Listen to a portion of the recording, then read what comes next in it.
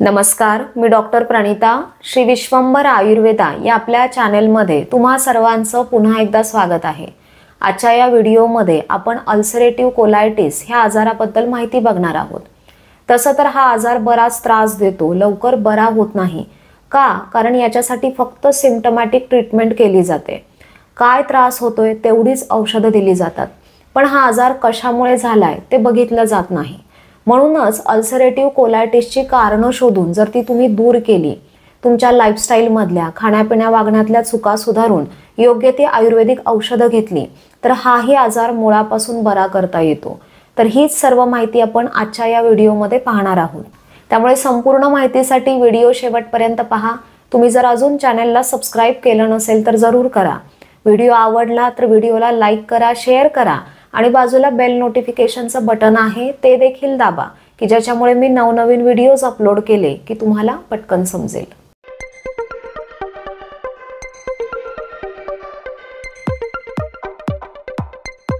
Colitis म्हणजेच कोलॉनला म्हणजेच मोठ्या आतड्यांना सूज आलेली असते आणि त्या ठिकाणी अल्सर्स असतात, म्हणजे जखमा झालेल्या असतात.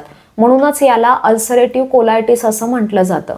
जेव्हा पचनाशी किंवा आतड्यांशी रिलेटेड काहीही प्रॉब्लेम्स निर्माण होतात तेव्हा सगळ्यात आधी त्याचा परिणाम आपल्या मलविसर्जनावरती होतो. पोट व्यवस्थित साफ होत नाही आणि अल्सरेटिव्ह कोलायटिसमध्ये वारंवार जुलाब होतात. मलवेग आलेला नसतानाही संडासला जावंसं वाटतं, कारण त्या ठिकाणी आतड्यांना सूज असते, हेवीनेस असतो, त्याच्यामुळे संडासला आल्याचं सेन्सेशन असतं.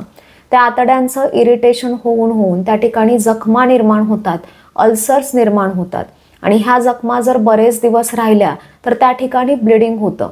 मग संडासमधून रक्त येतं, पू येतो, म्युकस बाहेर पडतो.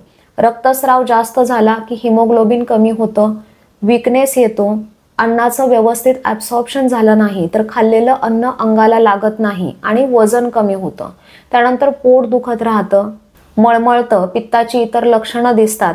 इन्फेक्शन बरेच दिवस राहिलं की बऱ्याच वेळेला तापही येतो आणि हीच लक्षणं जर बरेच दिवस राहिली तर भविष्यात पुढे याचं कॅन्सरमध्ये देखील रूपांतर होतं. त्याच्यामुळेच अगदी इनिशियल स्टेजला अलर्ट राहून जर आपण वेळीच याचे उपचार सुरू केले तर पुढचा त्रास आपल्याला थांबवता येतो.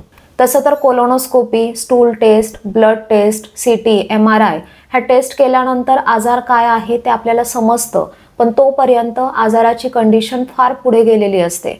त्याच्यामुळे आत्ता सांगितलेल्या लक्षणांकडे जर तुम्ही व्यवस्थित लक्ष दिलं आणि वेळीच उपचार सुरू केले तर हा आजार आपल्याला लवकर कंट्रोल करता येतो. आयुर्वेदानुसार जर आपण बघायला गेलो तर रक्तातिसार, ग्रहणी, त्यातही पित्तज ग्रहणीसारखी लक्षणं याची आहेत. त्याच्यामुळे याच्याप्रमाणे आयुर्वेदात याला ट्रीट केलं जातं. तुमचा पुढचा प्रश्न असतो की अल्सरेटिव्ह कोलायटिस का होतो, याची कारणं काय आहेत? पहिलं कारण आहे रोगप्रतिकारशक्ती कमी असणं. कारण अल्सरेटिव्ह कोलायटिस ही ऑटो इम्युन कंडिशन आहे. शरीराची स्वतःची रोगप्रतिकारशक्ती कमी झाल्यामुळे इन्फेक्शन होतं, आतड्यांना सूज येणं, जखमा होणं ही लक्षणं दिसतात. त्याच्यामुळे इम्युनिटी वाढवणं हे खूप गरजेचं आहे. दुसरं कारण आहे आनुवंशिकता. जर तुमच्या भावंडांना, आईवडिलांना किंवा त्यांच्या बाजूला असणाऱ्या इतर नातेवाईकांना हा आजार झालेला असेल तर तुम्हालाही हा आजार होण्याची शक्यता वाढते. त्याच्यामुळे फॅमिली हिस्ट्री जर तुमच्यामध्ये असेल तर खूप आधीपासूनच तुम्ही काळजी घेतली पाहिजे. तिसरं कारण आहे वय. तसं तर कोणत्याही वयामध्ये हा आजार होतो, परंतु 50 ते 30 वयामध्ये आणि 60 नंतर हा आजार होण्याची शक्यता भरपूर असते. त्याच्यामुळे ह्या वयामध्ये तुम्ही विशेष काळजी घेतली पाहिजे. चौथं कारण आहे गट मायक्रोबियम इम्बॅलन्स असणं. आपल्या आतड्यांच्या ठिकाणी बरेचसे सूक्ष्मजीव असतात. बॅक्टेरिया, व्हायरस, फंगस यासारखे सूक्ष्मजीव असतात जे आपल्या डायजेशनला मदत करतात. अन्नामधून पोषक घटक आपल्याला मिळवून देतात, आपली इम्युनिटी वाढवतात, आपली फिजिकल आणि मेंटल हेल्थ चांगली ठेवतात. पण जेव्हा गट मायक्रोबियममध्ये इम्बॅलन्स होतो तेव्हा अल्सरेटिव्ह कोलायटिस सारखे आजार होतात. पाचवं कारण आहे चुकीचा आहार. अल्सरेटिव्ह कोलायटिसमध्ये पचनशक्ती आधीच नाजूक झालेली असते.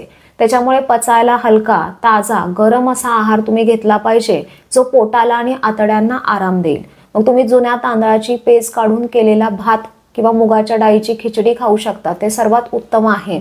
त्यानंतर मुगाचं कढण, मूग डाळ, भाज्यांमध्ये सर्व प्रकारच्या फळभाज्या तुम्ही व्यवस्थित शिजवून त्या खाऊ शकता. कच्च्या भाज्या, सॅलेड्स, पालेभाज्या, कडधान्य हे खाणं टाळा, कारण हे लवकर पचलं जात नाही.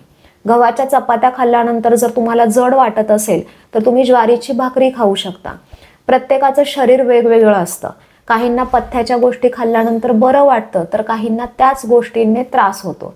त्याच्यामुळे आपापल्या शरीराच्या पोटाच्या सवयी बघून कमी प्रमाणामध्ये तुम्ही आहार घेतला पाहिजे, जो तुमच्या पोटाला आणि आतड्यांना ताण देणार नाही. फळांमध्ये तुम्ही डाळिंब खाऊ शकता, ते सर्वात बेस्ट आहे. याने जुलाबाचं प्रमाणही कमी होतं, HB वाढतो आणि रक्तस्राव होत असेल तर तोही कमी होतो. रोज दुपारी फार आंबट नसलेलं घरी बनवलेलं ताजं ताक तुम्ही पिऊ शकता. याने डायजेशन इम्प्रूव्ह होऊन या आजारामध्ये फायदा मिळतो. जास्त तेलकट तळलेले पदार्थ खाणं पूर्णतः टाळा. ज्या भाज्यांमध्ये जास्त फायबर्स असतात त्या भाज्या, सॅलेड्स, कोशिंबिरी हे खाणं टाळायचं आहे. लोणची, पापड, व्हिनेगर, खारवलेले मासे असे आंबट खारट पदार्थ खाणं पूर्णतः टाळायचं आहे आणि आंबट फळंही या आजारामध्ये खायची नाहीत. मोड आलेले कडधान्य, काळे चणे, काबुली चना, राजमा, वाल, उडीद डाळ, दुधापासून बनवलेले पदार्थ, मिठाया, मांसाहार हे पदार्थ पचायला अतिशय जड आहेत. त्याच्यामुळे हे खाणं पूर्णतः टाळायचं आहे. फ्रोझन फूड, प्रोसेस केलेले पदार्थ, चहा कॉफीचं अतिसेवन, अल्कोहोल, कोल्ड्रिंक, स्मोकिंग हे पूर्णतः टाळायचं आहे. बऱ्याच लोकांना वर्षानुवर्ष पित्ताचा त्रास असतो. त्याच्यासाठी ते अँटॅसिड्स घेतात आणि ते पित्त दाबलं जातं. याच्यामुळे पोटाला आणि आतड्यांना इरिटेशन होऊन अल्सरेटिव्ह कोलायटिस सारखे आजार होतात. त्याच्यामुळे जर आत्ता सांगितल्याप्रमाणे तुम्ही आहार घेतला, पथ्य पाळली तर पित्ताचा त्रास अजिबात होणार नाही आणि पचनाशी रिलेटेड कोणतेही प्रॉब्लेम्स तुम्हाला होणार नाहीत.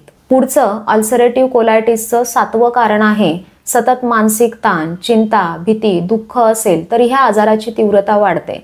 कारण ह्या इरिटेटिंग स्वभावामुळे आतड्यांचंही इरिटेशन होतं. आपल्या मानसिक आरोग्याचा आणि पचनाचा आतड्यांचा खूप मोठा संबंध आहे. त्याच्यामुळे प्राणायाम, अनुलोम विलोम, ओंकार, मेडिटेशन, सोपी योगासनं हे करून तुम्ही मेंटली फिट राहणं गरजेचं आहे. शेवटचं कारण आहे आपली लाईफस्टाईल. आजकाल आपण सगळेच धावपळीचं जगणं जगत असतो, पण ते एका बाजूला ठेवून शरीराला पुरेशी विश्रांती आणि झोप मिळणं गरजेचं आहे. फार हेवी एक्झरसाइज ह्या आजारामध्ये करायचा नाही, पण थोडा वेळ हलका सोपा व्यायाम एका जागेवरती बसून तुम्ही करू शकता. तर ही 8 महत्त्वाची अल्सरेटिव्ह कोलायटिस ह्या आजाराची कारणं मी तुम्हाला सांगितली.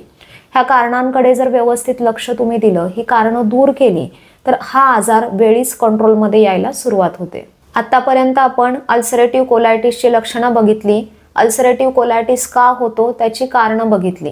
आता पुढचा सर्वात महत्त्वाचा तुमचा प्रश्न असतो की अल्सरेटिव्ह कोलायटिससाठी औषधं कोणती घ्यावीत. तर पहिलं महत्त्वाचं औषध आहे कुटज, याला कुडा असं देखील म्हणतात.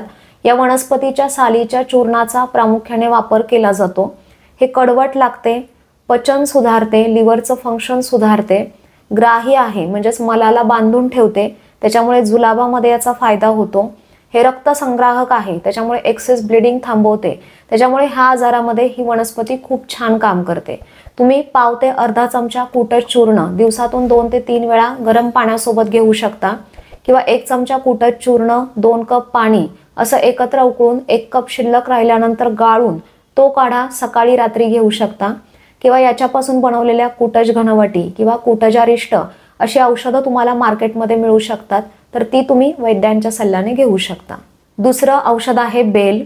औषधामध्ये वापर करताना कच्च्या बेलफळाचा मगज वापरायचा आहे किंवा हा मगज सुकवून त्याचं चूर्ण बनवून ते तुम्ही वापरू शकता.